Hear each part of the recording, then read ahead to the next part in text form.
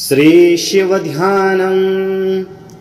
ॐ डिं डिं डिं कतडिम्ब डिम्बडमरूपाणौषधायस्य वै फुं फुं फुं कतसर्पजालहृदयं घं घं च घण्टारवम् वं वं वं कतबम्बवहनं कारुण्यपुण्यात्परम् भं भं भं कतभम्बभम्बनयनं ध्याये शिवं शङ्करम्।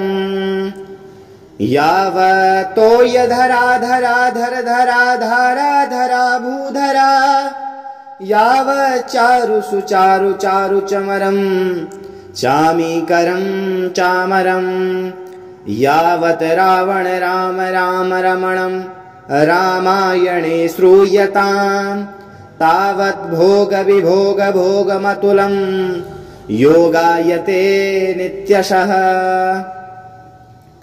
यस्याग्रे द्राट द्राट द्रुटममलं टं टटं टं टटं टं डं सं डुडं सं डुइ डुइ चकितं भूपकं भूयनालं तैलं तैलं तु तैलं खु खु खु खु खु खु खुं खं खं खं खं ध्यायस्ते विप्रगाहे वसति च सबलः पातु वा चन्द्रचूडः।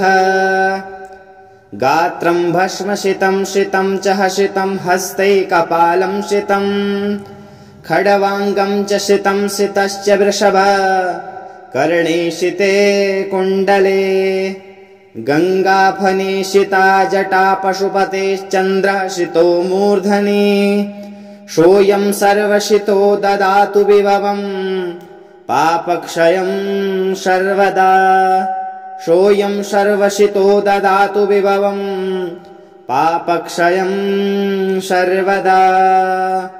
इति शिवध्यानं सम्पूर्णम्।